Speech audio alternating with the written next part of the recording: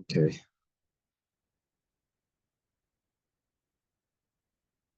We're going to start on Kufna Ches today. Yeah, in the Mishnah. 158. We think Hashem that we're both learning Torah every day. It's chus of our learning, we should have the basic English immediately. We're learning the Nishma, so we'll go to Basra Yamin and Salam Sabin Tzion. And for Shleima, for having David Ben Sarah and Gedali Betzalias for the biggest spirit, and also to my father, Tzvi Ben Halevi and Miriam Abel.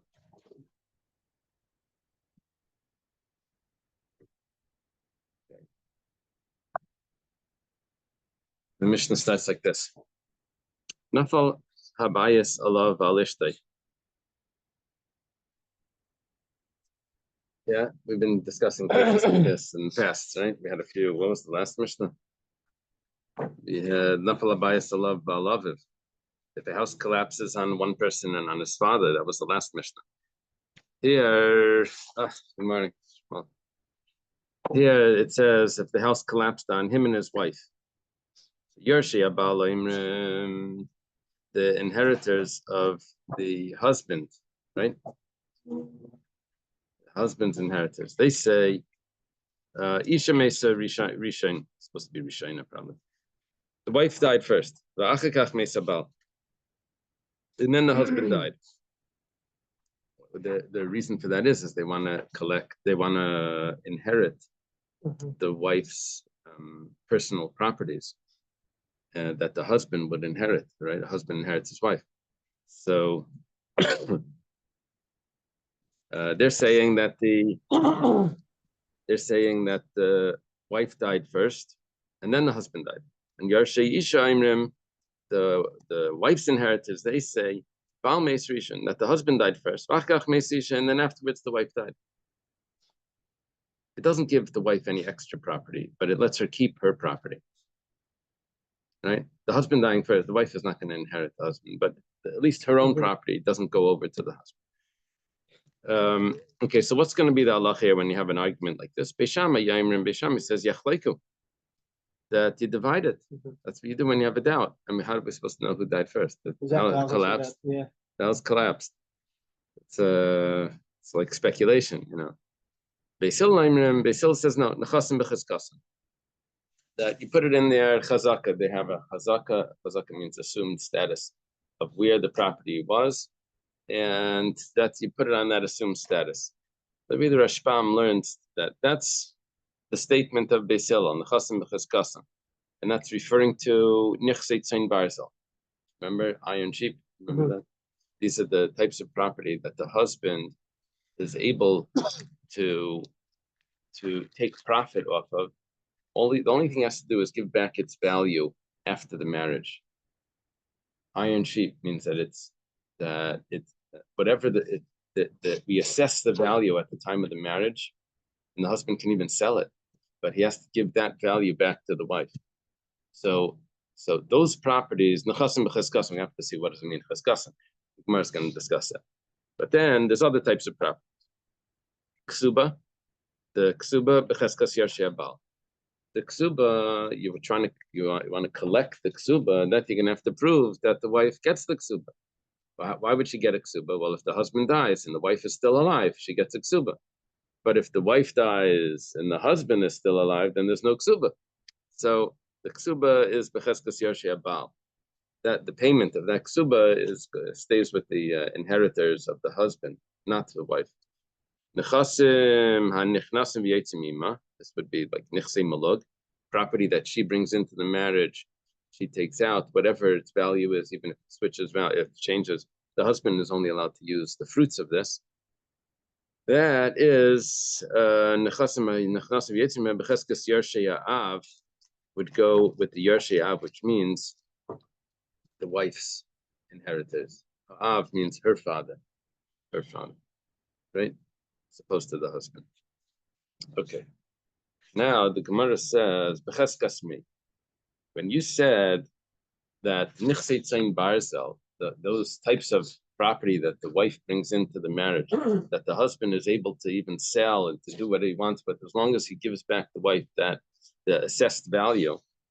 So we said it stays in their chazaka. So who's their chazaka? So Rabbi Yochanan Amar, this is Aleph. Rabbi Lazar first.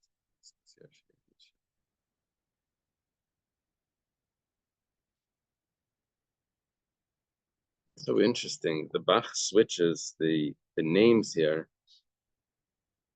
He puts Rabbi Lazar before Rabbi Yochanan. Why? I don't know why he does that. Maybe it's because he has another girsa. But wouldn't we say Rabbi Yochanan before? Wouldn't we say like the more senior first? Or yeah, that's what the Gemara says. But the Bach switches it. Okay, whatever the case is. Rabbi Yochanan says b'cheskas yarshei abal, that since the husband has the ability to sell it, so it's considered in his chazaka, because if you have the rights to be able to sell it, so that's basically yours. So now there's a conflict. So whose is it? So we say it's where it was standing the whole time. It was the husband's. Right, like a loan. The ribbis by this property. No, you give back exactly what you took.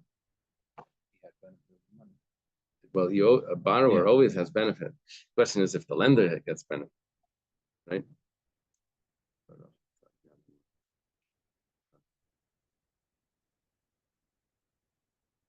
Rabbi Lazar, he says, this is Rabbi Lazar ben Pedas, the friend of Rabbi Yochanan.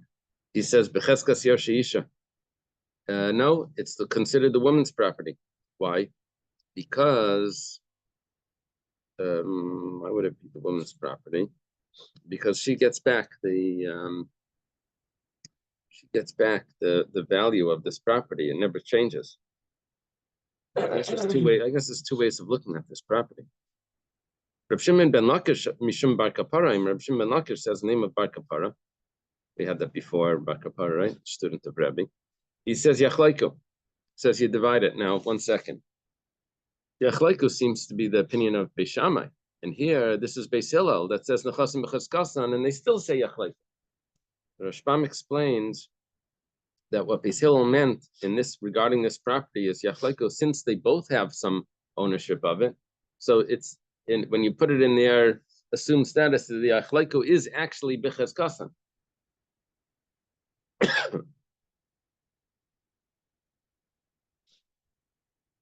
This that Beis Hillel says Nechasim b'cheskasan, they meant that they both have it. Only difficulty is that then it's a little bit odd for Beis Shammai to say Yachlaiko, and Beis Hillel also says Yachlaiko. They said Yachlaiko under a different. They meant a different Yachlaiko. Beis Shammai's Yachlaiko was a suffix Yachlaiko. Beis Hillel Yachlaiko was like a Vada Yachlaiko, but still, that's like a funny, no? All right.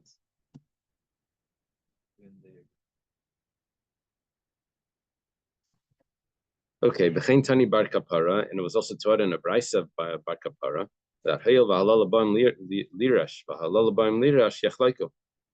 Since both of them are coming to inherit, they divide it, which means that they both have like that strong claim. This one's claiming that 1 second it was the husband's, and now we're inheriting from the husband because he was able to sell it. This one's saying no, it was the wife's property. She brought it in. It was always hers.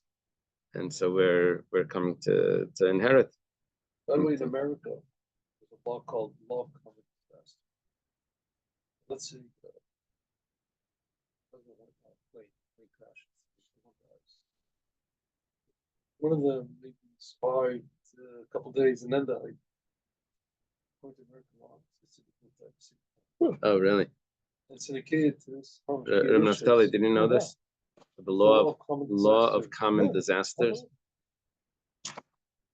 I haven't heard that phrase. What is the law? It's if there's a plane crash or something, and someone possibly had survived a little bit longer than someone else, Right. but they consider it that they died at the same time. Yeah. There are other similar laws in civilization. For example, maritime law has for many centuries or millennium been that if there's a collision or an accident at sea, the cost is split. Don't even try to figure out who was right and who was wrong. Uh-huh. I don't know what's done today, but for 1,000 years, that was the law. Sounds like Wow. the parking, people crash in the parking lot, nobody pays. So is that what happens in a parking lot? Does it crash in a parking lot? I don't know. Okay, another Mishnah. Nafal abayis alav alimai. If a house collapses on, listen to the names that the Rashbam uses. He says that we can take examples of families that we're familiar with. So he says here, the house collapsed on Yosef and on Rachel. Rachel is Yosef's mother, right? So now, everyone agrees that you divide it. Who's dividing it? Well, we're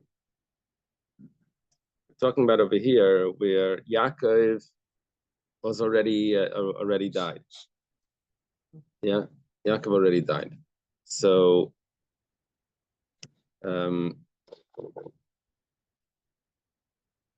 Rachel only has one son, Yosef. There's no brother here that the Rashbam is going to point out why that's significant. And they're saying Yosef's who's Yosef's relative? Yosef's relative would be Reuven. Now, the reason why that Reuven is Yosef's relative is because they share the same father. They share Yaakov. So Reuven wants to get the inheritance from Yosef. If Yosef died first, then it went to Rachel.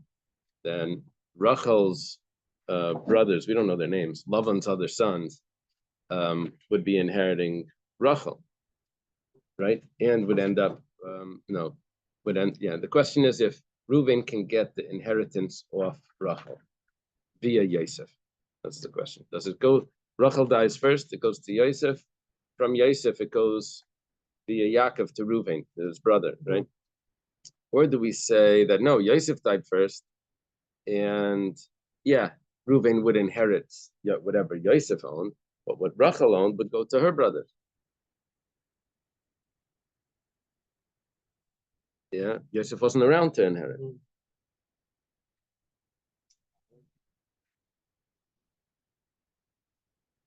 Okay. So everyone agrees over here that Yachlaiku Amar Rabbi Akiva. Rabbi Akiva says Maidani Bezush and Chasan B'Chaskasan. Rabbi Akiva says Maida. I agree. Really, what he means is I argue. The problem is that since the Mishnah started off with saying Maidim, that they agree, so he says also the word Maida. It really means that he argues. He says no, the Chasan B'Chaskasan. You have to figure out what B'Chaskasan means, right? In whose possession? Amalei Ben Azai. Ben Azai says to Rabbi Akiva, Al chalukin anu mitzdarin el shabas l'chalik alinu es hashavin. He says, when we have a machlekes, Beishamai and Beisilal, that's where we suffer from that. And now when they agree, you're coming to tell us that they're arguing.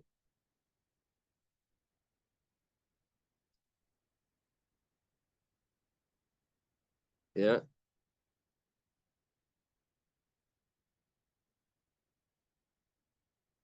The Gemara is going to say that from the language of Ben Azai, it appears that Ben Azai and Rabbi Kiva are friends, not a student, not a teacher-student. We'll see that.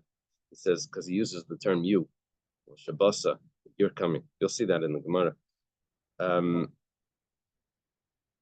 Who said everyone is similar to me like the peel of a garlic except for Kareach Hazeh? Remember that expression? I think it was Ben Azai. All the yeshiva, the whole Sanhedrin or something was like wasn't didn't come close to my Torah study. Besides for Rabbi Akiva, he called him Korea. I thought it was Ben Azai that's in it. Maybe it was Ben Zayma, maybe it was the other one. Okay, so what happens here is another machlekes according to Rabbi Akiva, and according to the Tanakama, they agree that it's yachlek. Cheskas mi. Rabbi Akiva says that it stays in its assumed status. Who's the assumed status? Rabbi Ila says b'cheskas yarshiyaim. The mother was the assumed status. Why? Because the way that this is understood is like this. You have to look in the micro or macro. the Rabbi Ila looks at it that the property was in the shevet of the mother. It was in the mother's shevet, and now you're trying to extract it from the mother to bring it over to the son and the father's shevet. So, yeah, but this property, the mother has her shevet. It was her father's. This property is coming from her parents. So now you're trying to move it over. So you have to you can't do that. You have to leave it b'cheskasan. So it's going to stay at with the mother's family. Reb Zeir says no. B'cheskas yarshi habein. It's in the son's status, because the son was going to inherit. He was there the whole time, ready to inherit. He was the potential inheritor. So we view it as it's in his stat. It's in his domain. Okay. Machlekes Rabbi Ila and Reb Zeir. No father. Kisalak Reb Zeir, when Reb Zeir went to Eretz Yisrael, Kam b'shitzei the Rabbi Ila. He took the opinion of Rabbi Ila. I think Rabbi Ila is maybe Rabbi Law. Rabbi Law was an opinion in Eretz Yisrael, if that's possible. And Kam Rabba b'shitzei the Reb Zeir, and Rabba took the opinion of Reb Zeir. Rabba stayed in Bavel, and Reb Zeir took an opinion like that was Yarshei Ha'im, that it goes to the mother. Amar Reb Zeir says, Shema Mina, it must be that Avira D'Eretz Yisrael Machkim.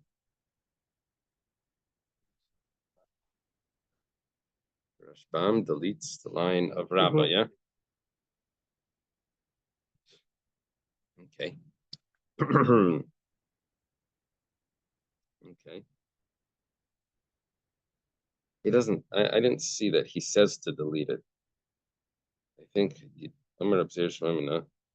Oh, yeah, he does say to delete it. He says to delete it, and he says Rabbi Hanan also doesn't have it. Okay, so he says Shema Mina Avir D'Eretz Yisrael Machkim. The ear of Eretz Yisrael makes you smart. Yeah, this is a famous Gemara. The ear of Eretz Yisrael makes you smart. What does it say? There's different places in Eretz Yisrael. Some places it's the ground. The ground of Eretz Yisrael is the holiness. And they say in Tzfas it's the ear. The ear is they have different. It depends where you live. You are correct. Okay, so the ear of Eretz Yisrael makes you smart. The time of Mai, what's the explanation for this? Amar Abai explains because it was assumed that this inheritance was in the tribe of the mother, and now you're trying to extract it from that. You look at the big picture. Whose tribe was it in? In the tribe of the mother. Now you're trying to remove it. So we leave it in its chazaka. Amalai Ben Azai ala chalukana mitzdarin. Ben Azai says we're suffering from the arguments that they have. Now you're adding to those arguments. Amar Rab Smalai says Ada Amra. That's a Eretz Yisrael way of saying Ada means on this. Ada Amra, on this it said Ben Azai Talmud Chaver de Rabbi Akiva Avi. Ben Azai must have been a student that's also a friend of Rabbi Akiva. It's called a Talmud Chaver. Talmud Chaver, a student that's a friend. Yeah. In the Rambam, there's different kirsais when it says Talmud Chacham. They usually say Talmud. What does it mean, a Talmud Chacham? Talmud, that's a Chacham. Talmud, that's a Chacham. Yeah, that's usually how we translate it. But in the Steinsaltz Rambam that he takes it from an early manuscript. He says Talmid Chachamim. He's a student of not a student that's a Chacham. Talmid Chachamim means as a student of Chachamim. That's it. That's his version of it. Talmid Chachamim. Yeah, it's a new translation of it. Tom writes that the disciple colleague is one who learns both from his colleague, but not acquire most of his. Oh, is that what it says? I mean, there's a lot of He's quoting who says that? Rambam. It says the Rambam. Yeah, Rambam. Rambam says that a Talmud Chaver is someone that didn't learn most of his wisdom from it. I thought it meant Talmud Chaver meant that he reached a level that he was considered a friend. Yeah. But you're saying that. Has some things from. Okay.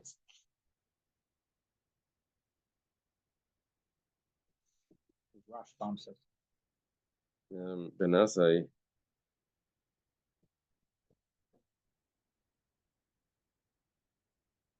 This is Rabbeinu Gershon. Both of them went to study by Rabbi Eliezer Agadol. That's Rabbi Eliezer ben Horkenes. Lafisha Benazai Bacher Leyachal Lisbar Svarak Rabbi Akiva betalmud v'Gomer Gemara v'Hada Alach Benazai Lafnei Rabbi Akiva lahasber Svara. So he learned by Rabbi Eliezer Agadol, but he didn't understand it well. And Rabbi Akiva has explained it to him. So the traditions he received together. So Talmud Chaver. Okay. Shalchamisam, no, the explanation, the Kamalei Shabasa, because he said, you came, you're coming. He's used the term you, he didn't say Rabbeinu. He didn't say a master is saying. Shalchamisam, they sent from Eretz Yisrael. Now, the following statement in the Gemara is going to be missing some logic. The Gemara is going to adjust it. Because it says, the way it's written here, it's not going to fit. It says, Ben Shalava ben Echziaviv, if someone borrowed from his father's property, B'chayaviv, while his father was alive, Umeis, and then he died. So Benai, probably the father died, and now the son died as well. So his son, Maitzimiad alakuchas. We're talking about now the grandson of the original, the son of the one that borrowed. He can take it away from the purchaser. V'zui shekasha b'din mamas. This is a very difficult halacha. In Dini Mamanis, this is one of these things that you just have to accept. The Gemara says, one second. Lava my mapik. If he borrowed, what do you mean we're extracting from a purchaser? It didn't say that it was sold. Where did you get that it was sold?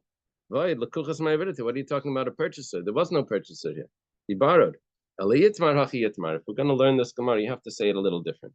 Then we're going to adjust the wording here. On top of Kufman Test.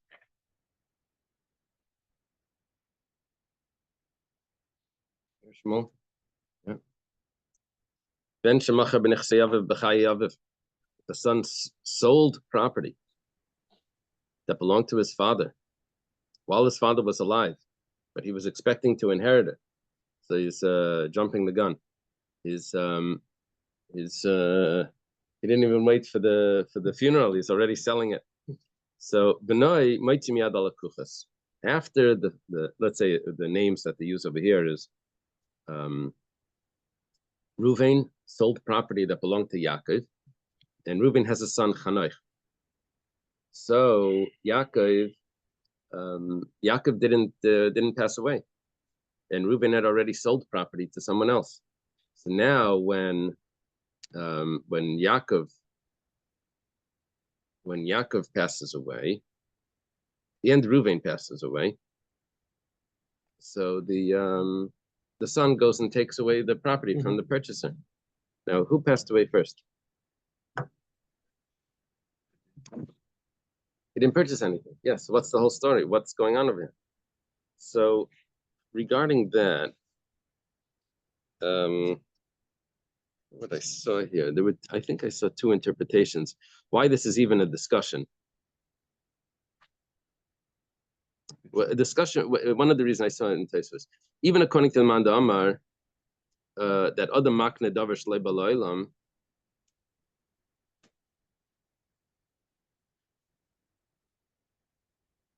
Maybe here he was a geisis.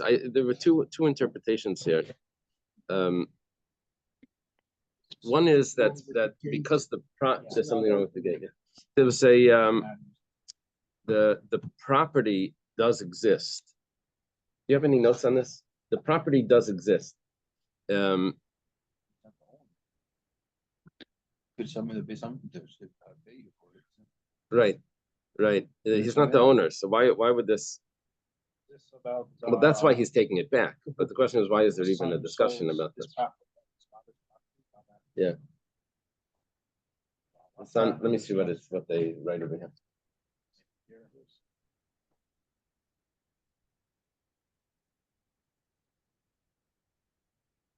The son dies during the father's lifetime. Okay, so Reuven dies while Yaakov is still alive. After he sold it? The seller's son repossesses the property from the buyer, from the buyers. This explanation is difficult. This is the Rashbam's plan. This explanation is difficult because if the son sold property that did not belong to him, the sale is not effective, and he himself could repossess the property after the father's death were he alive. And I don't need Reuven's son Chanoich to repossess. Reuven could repossess. Unless you say Reuven died. Didn't you just say Reuven died? Yeah, Reuven And it's died, his son, the grandson. but he could repossess after Yaakov dies. Doesn't have to be. Here we're saying that the grandson is repossessing after the father's death. After Reuven dies, the son goes and takes it away. How could It's the grandson. The grandson. But why do I need a grandson?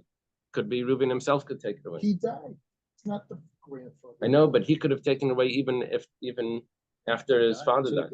It's not Toba's father died. It's he. I know, but why does it have to tell me this story? If he sold something that's not really his, he can take it away also when he inherits it. How are they allowing him to sell something that's not his? Right. Okay. Are you saying if it goes either to the father or the son? The grandfather? You know, talking about that the son sold a property that he didn't inherit yet. He was hoping to inherit it, and he sold it. So his And now father's his father's still alive. Oh, he's borrowing. Well, he didn't. It's not borrowing. It's not his. Yeah, he's Oh, He just took it. he just sold the property. That's not his yet. It belongs to the father. He's hoping to inherit it, but he didn't inherit it. So now, what the Gemara is saying is that his son, the seller's son, after the Reuven dies, is going to go and take the property from the purchaser and say, "It wasn't my father's to sell. I'm inheriting it from the grandfather." That's what the asking in the commentary. They're saying, "1 second, why do I need the grandson to go and take it back? The father himself can take it back." But he sold something from Shalom by Olam. It was never a sale. So listen to this. Rabbeinu Tam explains that this is referring to a case where the seller states explicitly to the buyer that he is selling property that he will inherit when his father dies. He's selling. It sounds like he's selling him futures. He's selling him. Future crops. Future. Rabbeinu Tam maintains that although one cannot sell property that has not yet come into the world, in this case the sale is effective because the property is still in the world. Others say that the Gemara is referring to one who sells property for the purpose of paying for the burial of his dying father, as in this case the sages instituted that the sale is valid. Do you hear this? That you can sell for the funeral. You can already sell the property that you're going to inherit. Special takana. Many of the early commentators state that the discussion here pertains not to the property itself, but to the money the buyers paid for the property. The seller himself was obligated to return the money to the buyers, as the sale was invalid. His son is not obligated to return the money, as he did not inherit the property from his father. Okay, that's a complication. Okay. There's a poem about guys like this. He who sells what isn't his'n must pay the price or go to prison. Put it in Divrei Naphtali. Very good. I didn't make that up.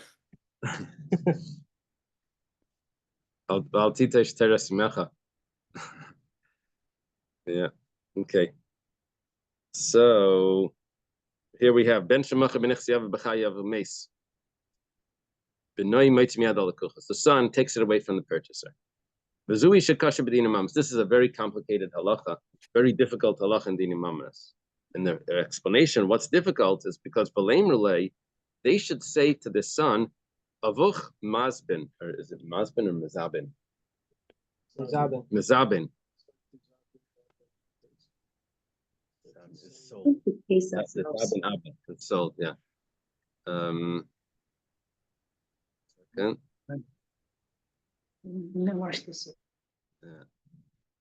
The zabin means to, so zavan is to buy, zabin is to sell. I'm not going to remember that, but avuch mezabin va'at mapik. Your father sold it, and you're taking it out. In other words, how do you even get a hold of this property? Through your father, and your father sold it. It's only yours because you're inheriting from your father, but your father sold it. How are you taking it out? So that's the difficulty with this halacha. He's able to take it out, but the question is why. Gemara says, "My kusha, what's the problem?" Fire that you find these futures, that it's when the father passes that he inherits, he's taking the risk. That the father sells it before he dies. It says, "What's the problem?" Dilma Matziyamar, maybe the son can say, "Mikaya chavua da abakasina." I'm not coming from my father's rights. I'm coming from my grandfather's rights, because I would inherit the property even if the father passed away before the grandfather. It doesn't matter. The father's property, the grandfather's property, goes via the deceased father, the deceased son, to the grandson. So he's saying, I'm not coming from my father. They're claiming him, if you're coming from your father sold it. How you take it? I'm not coming from my father. I'm coming from my grandfather. I inherited it from my grandfather. But it should go back to him. To go to who? Grandfather. Yes, so the grandfather owned the property. The father sold it while the grandfather was alive. The grandson is coming to take it back. And the purchasers are saying, how are you taking it back? Who gave you the right to this? Your father. Father sold it. So he's saying, no, I'm not getting it from my father. I'm getting it from my grandfather. I'm also an inheritor of my grandfather. Did the father die at the end of it? Did Reuven Yeah. die? Reuven died first. Yeah. So it makes So sense. he's stealing also. The Gemara says, Teda, I'll prove it to you. The Ksiv, look at the pasuk that's quoted. Tachas avesecha yiyu banecha. In place of your father will be your sons. We're talking to the middle generation here. We're saying in place of your father will be your sons. That means they jump up the generation back to the grandfather, and they take the place of the grandfather. He will place you as ministers in all of the land. Okay. So Ikash, we're looking for what's the difficulty here, because we said this is one of the difficult halachas. He says Ikasha hakasha. The difficulty would be the following: Ben Bechar, if it's a firstborn son, back to Reuven, right? Reuven is a firstborn. He sold the double portion that he's supposed to get from Yaakov during his father's lifetime. And then he dies. He dies while Yaakov is alive. So the son can take it from the inheritors. So now, this is the difficult halacha. Why? Because now he can't say that I'm coming directly from my grandfather without my father. Because if he's coming directly from the grandfather, he doesn't have a double portion. So he has to admit that he's coming through his father, and that then they tell him that, so 1 second, but the father sold it. The father sold it, and you're going to repossess it. Maybe over here I'll say the same thing. I'm coming from my grandfather. I'm not coming from my father. I'm a direct inheritor of Yaakov. But if he's coming directly from Yaakov, so how are you claiming the double portion? You have to admit that you're coming from the father. The father sold it. The fact that you're allowed to repossess it, that's a difficult halacha that we can't explain. The Gemara says, "Am I kosher?" Consider the firstborn and the normal portion. I guess so. Or it could be he only sold his second portion, not the first one. I'm not sure. If Reuven's son was also a Bechor. He's a Bechor of Reuven, son of Bechor, but he would be making that claim not as an inheritor of Yaakov. He's trying to say, I'm coming straight from Yaakov. This was sold without Yaakov's permission, and I'm the inheritor of Yaakov. I'm taking it back. They're telling him, no, you're coming from your father Reuben, and he already has sold it. So you don't have any claim here. So he's got to get his way back to Yaakov. The problem is his father sold the double portion.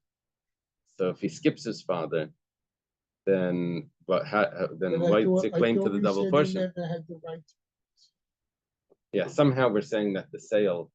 to go goes back to them. There was one opinion that explained everything. He told him, oh, if my father passes, then you could buy. But you didn't pass. Oh, this was after. We're saying that somehow the sale would be valid if he doesn't come back and do this, if he doesn't take it back. He's able to take it back, and this is a difficulty. How is he allowed to take it back? We're looking at it now that the sale is valid. If someone stole something, sold it, you have the right to possess it. Right. But in this case, it's But here he sold it. He sold it as an inherit. It wasn't just stolen. It was what was coming to him. He sold it. But it wasn't committed yet. I don't understand. It's from Shalom Ba'al. How can you Yeah. sell So it? for that, the davar shalei ba'al ha'olam is only if it's actually not in the world. But here the property does exist. But it doesn't exist for him. It doesn't exist for him. he was kind of complicit. Yeah. I mean, I'll sell you the Brooklyn Bridge. Guess what? It exists in the world. Right. I don't have the right to sell it. Right. So we had those two explanations. Father. So how much?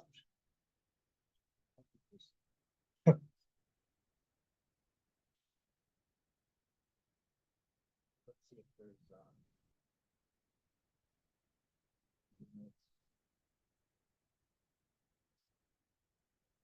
an inheritance of his grandfather after his father.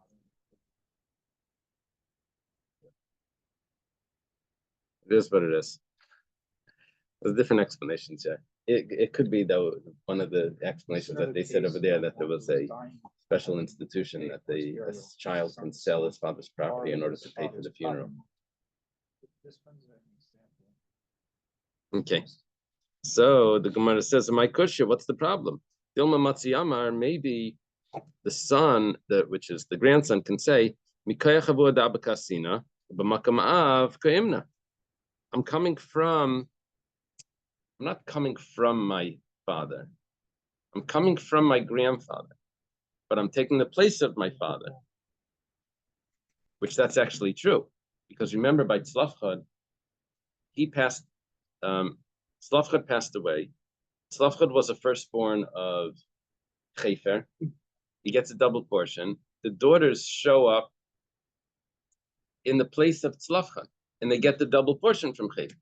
So they say, I'm not coming through Tzlafchad, I am Tzlafchad. I'm taking that place. I'm coming back to the grandfather, stepping into that position, and I'm going to take it from the grandfather as initially. I'm taking it from the grandfather. What was due to the father? An interesting example that it's brought, and he says, consider a case one who was dying and did not have the means to pay for his burial, and his son sold part of his father's property. Right. That was one of the interpretations. Yeah. Yeah. Okay. So we're looking for why this is difficult, because we just gave an explanation of why he's able to do it. So it's not so difficult. We're looking for the problem. So Eli kasha, rather it's a different story. Now, how do we jump into another question? It must be that they had several questions, that they had several statements that were sent from Eretz Yisrael, and we said that this is a very difficult one. The question is, which one of those statements was the difficult one? So now we're jumping like topics, sort of. If there's a person that signed on a document, and when he signed, he was a kosher witness, but later on, he went sour, and he became a goslin. So who in a maid al ksav yadi? Right now, they can't call him into court to testify on his signature because he's already no goodnik. We can't trust him. But other people can not consign. Other people can testify that they recognize his signature. He can't come in and testify. Other people could. The Gemara says, what's going on over here?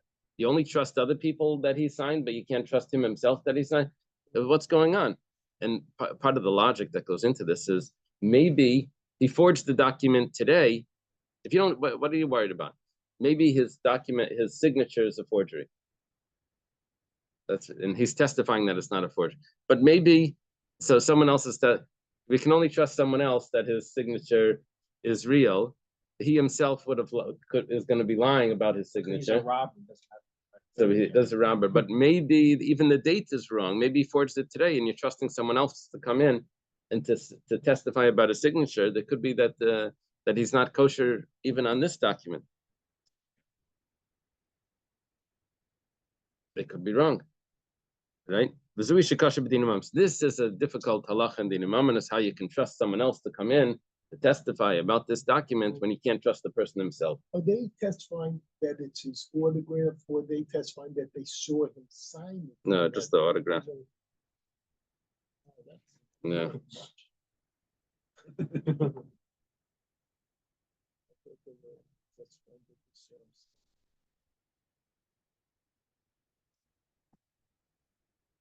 I was at the wedding. Yeah. And I was not allowed to be an aide. Right, because none of us were at, except for those two guys. And he was one of the two guys, and I saw him sign it. So that's what it really said. Right. So they're testifying that they saw him sign it on that day. That would be good. Right. They're saying just that they recognize the signature. They know his signature. The Gemara says, "My kusha, why is this a difficult problem?" Maybe what they're testifying is to a previous document that was in Besdin that had a hempik on it. A hempik is it's like notarized, a document that's already been validated. So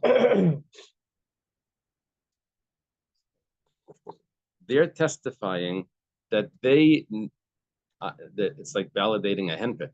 They're validating a previous document that had this person's signature on it, and they're coming in and saying, yes, it's us that testified about that document. This is double. Yeah. You're validating the Verification. validation. You're validating Why the do you need validation. I didn't think that you had to do this, but they were validating that validation. And then with that document, then we don't need anyone to tell us the signature because we already have it validated in Besdin. So that's what these witnesses are doing. Validate. Right. Itself. Right. So that doesn't make sense what they're doing. You don't need it.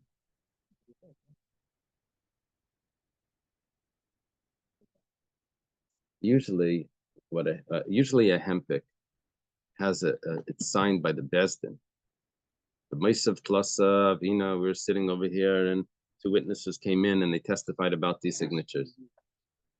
And and then the Besdin has it. Once it's signed by the Besdin, then it doesn't need to be validated. Apparently here, it's not signed by the Besdin. It's signed by witnesses.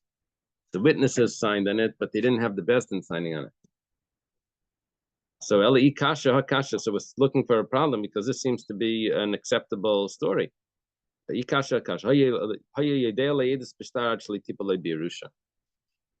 is able to testify about a certain property, but at a certain point he inherited the property.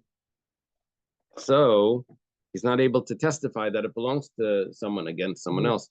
Can't testify because he's biased. It would sound like he would be Hidas Baldin. It would sound like he should for sure be believed. I'm not sure why. He's not able to establish the signature on the document because he's now biased in this. But others can, yes. Yeah, but does it explain the story? Because from the way the reading of the Gemara looks like he's admitting that the property belongs to someone else. What do they write over there?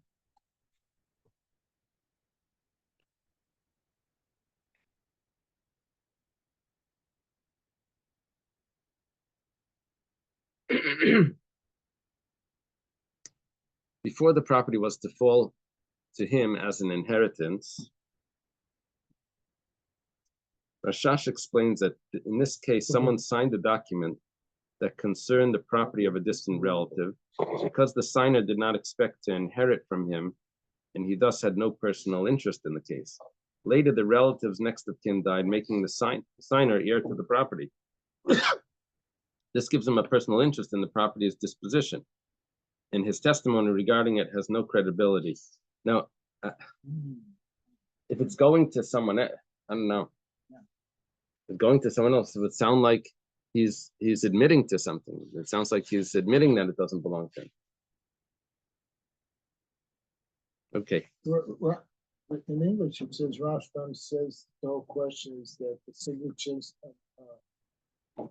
they were discussing verification, not of the signatures on the document, but that of the MPEC itself. In other words, Yeah, that was in the last case.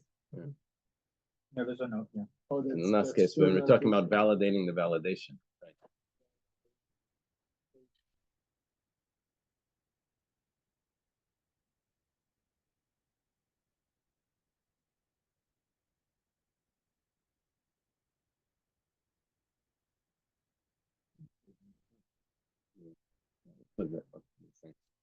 Okay, so we say that he can't be trusted, but others can. So that this is a problem because you have to add in the words. We have to add in those words. If he's not believed, others are believed about his own signature. He can't testify about his signature, but others can. Oh my kusha. Maybe it's the same story. We have a document that was validated in court, and the witnesses are going to validate the validation, and then we'll have the signature already validated, and then they're going to use that. Maybe that's the case, and it's not such a problem.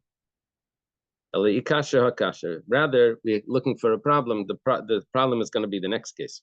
If a person knows testimony, and then he ends up marrying this person's daughter, so he became related. Now he can't testify about his handwriting, but other people can testify about his handwriting. He must have signed on a document regarding his future father-in-law, and now he has to testify about the signature, but he's not allowed to because he's related to his father-in-law. Well, other people can come and testify. So that sounds good, right? What's the problem? So we say, he's not believed, but other people are believed about him. Maybe that's actually so. The same way that we said before. They were talking about he's just testifying, or the witnesses are testifying about a document in the court that was validated, and they're going to use that signature to validate his signature. We have a clear statement that even without that case, that he's not allowed to testify, but others are allowed to testify directly on this document. Now, it's funny that we didn't answer that. We just had like 3 cases where we were saying it wasn't a direct testimony on this document. It was a testimony on a second document that had his signature on it, that they would be able to use to do this, that they're trusted. And it's only in this last case where we say, oh no, we have a statement from Rabbi Yosef Bar Menuhin, Rabbi Nachman, that's not the case. So it seems like we could have answered that earlier, but for some reason we didn't. Well, Gemara says, "Am I kosher? Why is this problematic? How do you know that the reason why a relative is not allowed to testify has to do with the bias? We're saying if he's biased and he can't testify, so someone else can testify for him. If he's biased, so there's a problem with his signature, and why are you trusting other people to validate it? There's a problem with him. So, but that would only be if we don't trust them because of a bias. But maybe it's not a bias that's our issue. Maybe it's just a decree that, like, just like you don't trust you don't trust. We don't allow certain people to testify. They have to be Jewish or whatever, not because we don't trust. It's just that's the halacha of testimony. So the same thing over here. That's the halacha of testimony. It's not because we don't trust. We don't trust. He can't testify because he's a relative, but this person can testify because he's not a relative. Like women. But at the time of signature, there wasn't a conflict. Right. Right. That's why he was able to sign. Well, but now we want to testify. We say, well, now you're not valid to testify. It's not because of lying. If you don't say this, what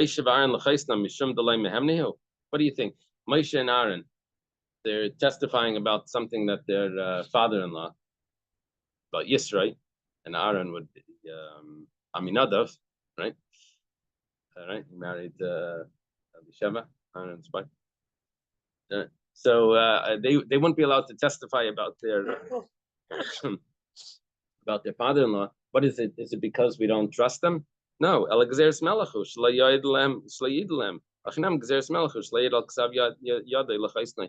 not allowed to testify in his own signature to his if it's a document for his father-in-law. What's that story about Moshe and Aaron? It's just saying that we definitely trust Moshe and Aaron. Yeah. But nevertheless, they can't act as witnesses on their own signatures. For if the document had their father-in-law, it was a document for their father-in-law. Oh, so this It wasn't an actual story. It's theoretically, if they would try to testify, we wouldn't accept it. Not because we don't believe them because of a bias. We don't allow them to testify because of a bias. There's nothing to do with trust. Like man is free from always does this thing. He says, I trust God. It says on the call, in God we trust. He said, can't trust God. You can't be trust.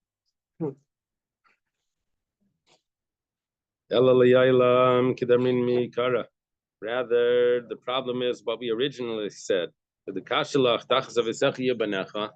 Originally, the case was where the father, the middle son, the middle generation sold the property, and the grandson is coming in to take it back, and we're saying that how could he take it back? He's only coming from the power of his father. And we're saying that no, he's not coming from the power of his father. He's coming from the power of his grandfather. We said no. We have a pasuk, and we even have a pasuk that supports that. We said no. That pasuk, who bracha ksiv, that was a blessing that the property will go from father to son to grandson. That's a blessing. That's not a halachic discussion of saying that the child comes and replaces the grandfather. Can you say that this is just a blessing that the property will continue from generation to bracha, but it has no halachic significance. But we have a brisa. Let's say a house collapsed on one person and on his father, or alav al marishav, or on him and on his inheritors, and the son had debt. So Yorshi Avaimrim, the son had creditors. The inheritors of the father say, the son passed away first, and then the father passed away, and the creditors, they have no claim here. The creditors are saying, the father died first, and then the son died, and we can actually collect from all the property that the son inherited. My love, when we say Yarshayav, the inheritors of the father, who are we referring to? B'nai, or how is that? B'nai, like Banim, right? His sons. And Marishav, who would be the other inheritors that we have here? Achi, it would be his brothers. And if he's not able to say that I'm coming from my grandfather's strength, and that whole concept that you quoted from a pasuk is only a blessing, but it's not an actual halacha. That's the case. If the son died first, and then the father dies, my havik. What's the issue? Neimalei balchayv. We could say the Yerushas avuan kashakilna. Could say how are you even getting the grandfather's property? You're only getting the grandfather's property through the father. This is the grandson that's showing up. And the grandson is saying that my father died first, and then my grandfather. And so therefore, the creditors from the father's generation, the creditors of the father, have no right, because all the property went to the grandfather. So if we say that the children don't take from the grandfather, they take it through the father, then the creditors are basically have a good claim. They say, what's the difference? Who died first? You're only going to get it through the father, and the father owed us money.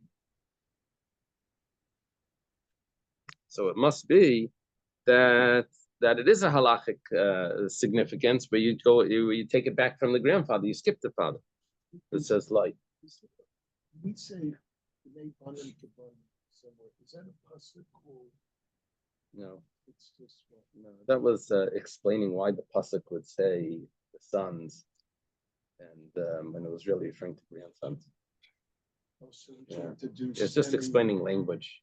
Can't deduce Yeah, any that was just halacha from language. that. Because it would be wonderful. Skip a generation. But we have a pasuk. Only problem is we're saying that pasuk is just a blessing. It's not a halacha. It says like, and it says over here that you have inheritors, the inheritors of the son. It's not talking about his own sons. It's talking about Yarshayav Ezachav. The inheritors of the father are the father's brothers.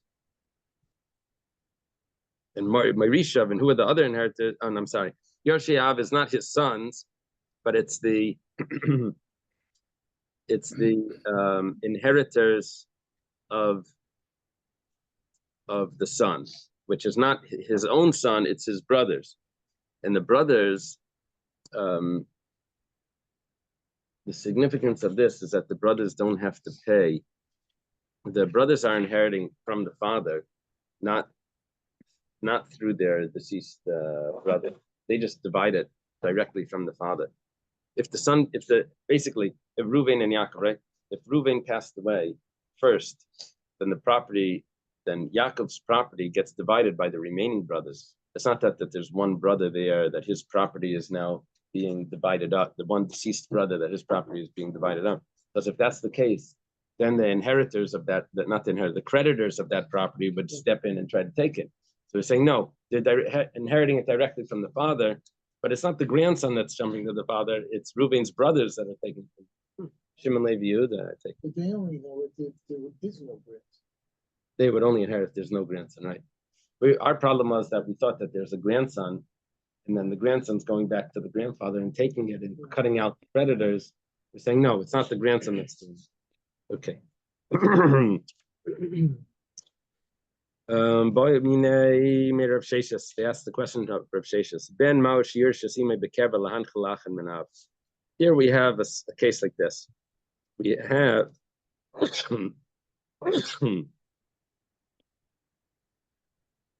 Yosef, and Yosef is the son of Rachel, right? And Yaakov has another wife, Leah, and Leah's son is Reuven. Yeah, they knew our parsha this week. So now, what's happening is like this: if Yosef passes away first, and then Rachel passes away, does Yosef, the phantom Yosef, does it go to Yosef? Well, Yosef doesn't have children, but does it go to Yosef via Yosef to go to Reuven? Because through Yosef it can go to Yosef's father to Reuven. Can it jump over from the mother, from the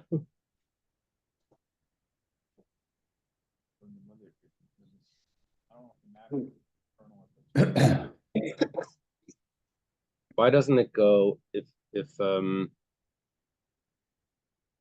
obviously Yaakov isn't alive, because Rachel, we're asking over here if Rachel's property goes to Yosef, even though Yosef isn't around, and it would go from it definitely goes from Yosef to Yosef's sons.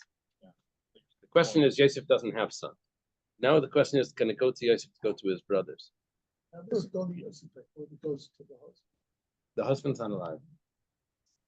So Yosef passed away already. Then Rachel passed away. Question is if that property can go to the phantom Yosef over to Ruvain, who's Yosef's brother, not related to Rachel though, Well, as soon because as it's Yosef's brother just from the as father, soon as not from the Yaakov mother. died, it should have gone to all 12 Right. kids. But yeah, let's say Yaakov died first. Yeah. it should be all 12 kids. Like split it up, like. But Rachel has property that she got This from is Lavan, her own property. She lives off the couch. No, but she inherited from her father, So independent property that she has. um, So Amalu Rav Sheshes says Tanisua. We have it in I think Tanisua is a brisa. Ha'av shenishba umeis b'nai b'medina. Her father was taken captive, and the son passed away in the country. In other words, where they were back at home. So the father passed away because he was back on the ranch. The father passed away wherever he was, and the son passed away at home. But we don't know who dies first because they're in different countries. Ben Shenishbo Meisava b'Medina, or the son was taken captive, and the father passed away at home, and we don't know when they passed away. So Yorshia ben Yachleiku, the inheritance of the father, inheritance of the son divided. Hey Chidami, what are you talking about? Inheritance of the father, inheritance of the son? Shouldn't that be the same person? So if it's exactly the way it was taught, I knew Yorshia ben. Who are they? If let's say the son has a son, so they're just going to inherit from the father, from the grandfather. Who cares? Elalav hachi kamarad. It's talking about like this. Av shnishbo meis ben bitai b'medina.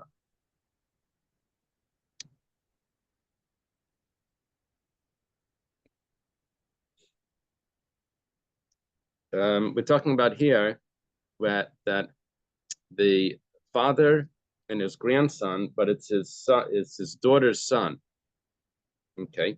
Or Ben Bita Shenishbo Mace Avi Imai Bimedina, or it was the grandson, and the father was taken captive, and the father's there. But based mispiration. We don't know who passed away first. Yoshi Avi Yoshi Ben Yachlaiku. Both the son and the father have to divide this up. Now, the inheritors of the son.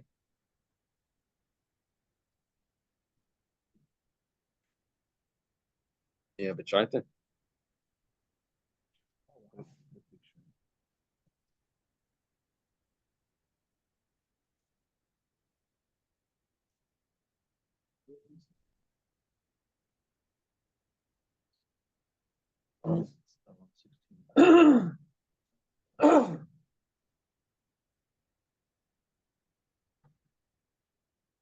Looks like a soap opera.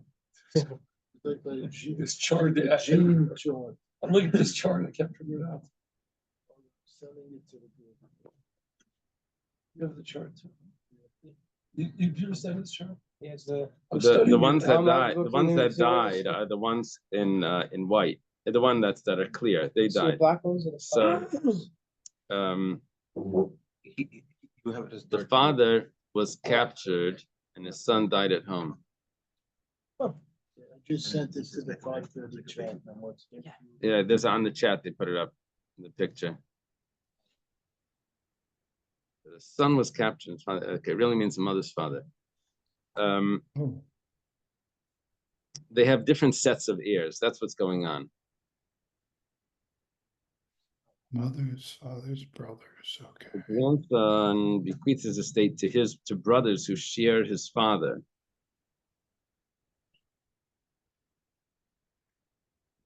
Okay. See the father there? That's the mother's husband. Even though they come from a different wife. They had to add that in. The second wife is significant because they're not related to the mother. They're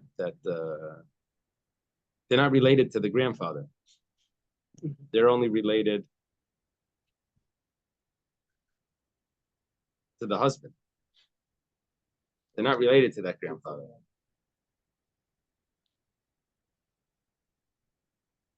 And then you have the grandfather's own relatives, right? That would be his brothers. So Yoshab ben Yachlekus, they'd have to divide it. V'im Isa, and if you're going to accept that the son inherits, even though he's not alive, and to pass it over to his brothers, and he nami de ben meisperesha, even if the son would die first. So lirte lavua de ime bekivre, let him inherit from his grandfather in the grave, like the phantom inherit person there, and pass it over to his brothers.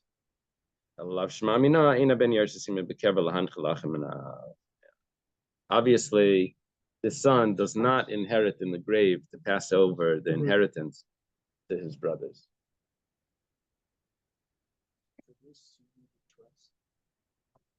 So basically, what the way we understand this is like this: that whenever it's something is going to a son, we say that they do inherit in the grave. It goes to the father, and the father that they can take, and even if it's a firstborn portion, they're going to get that firstborn portion, even though he passed away before the grandfather.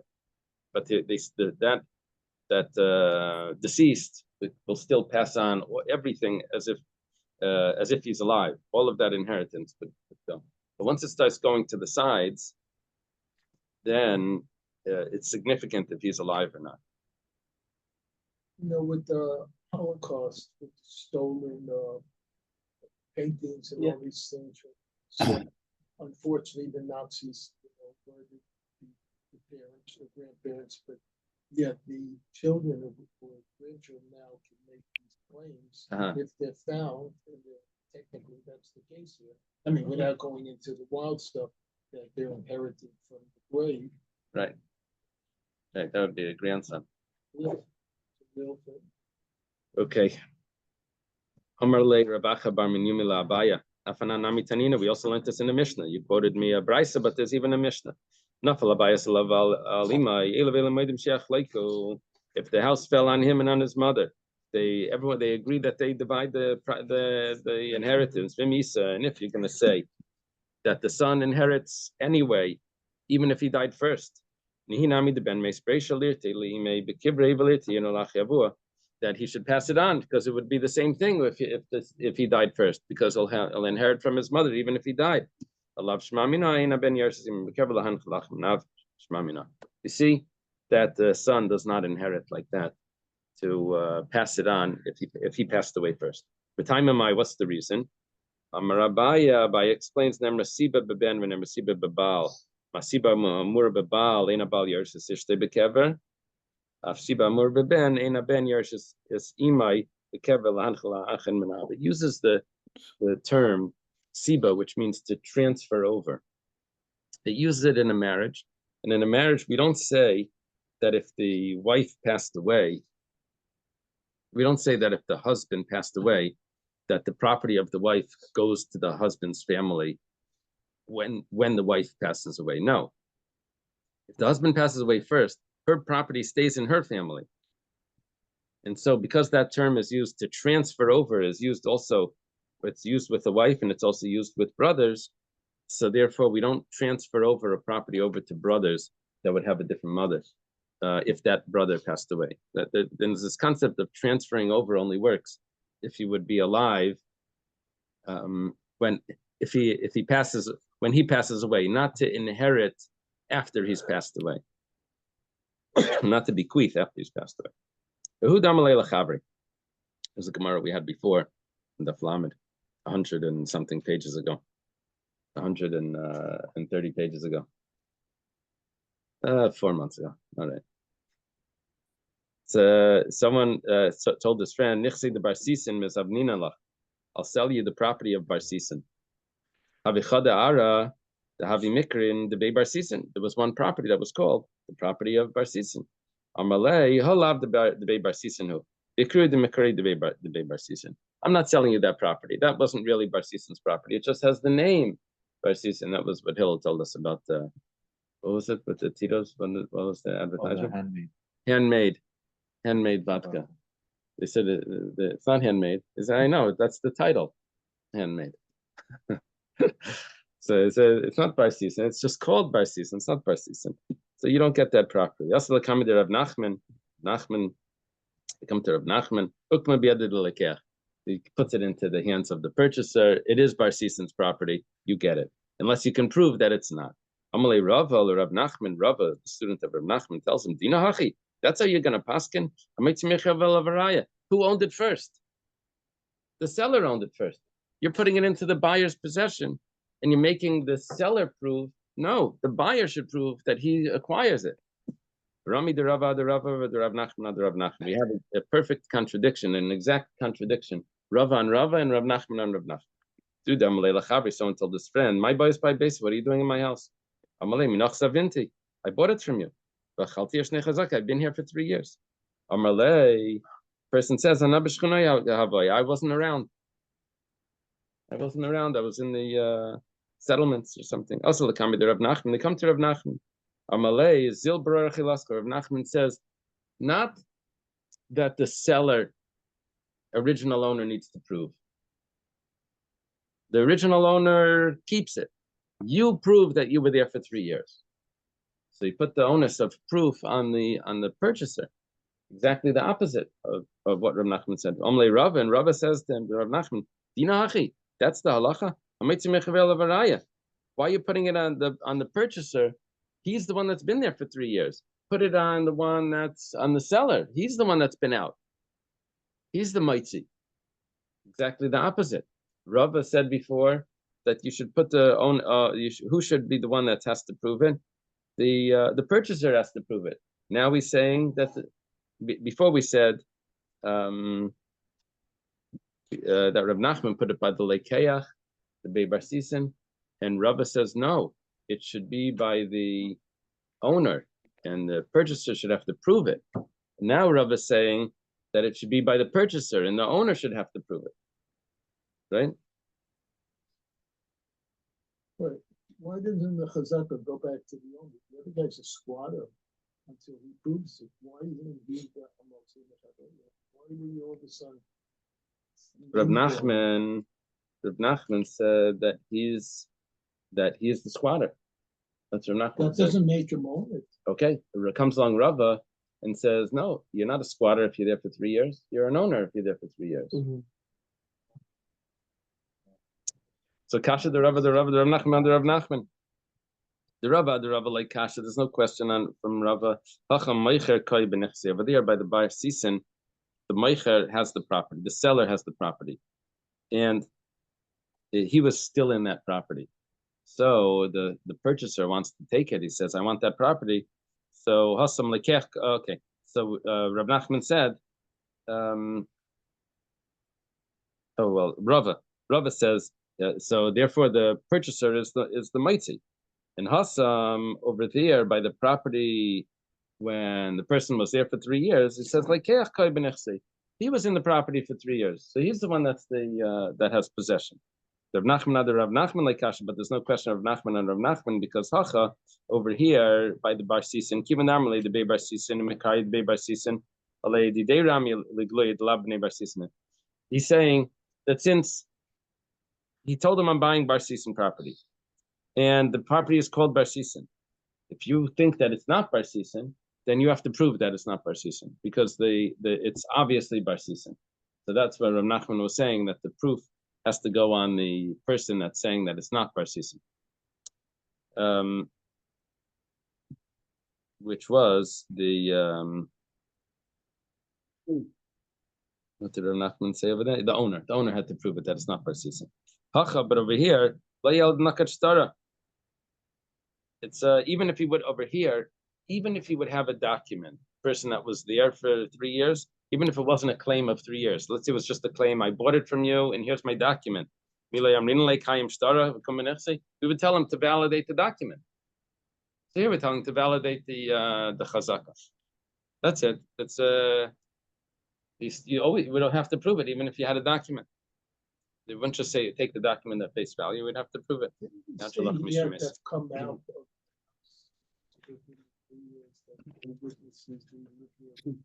Yeah, usually we say that if there's a chazaka,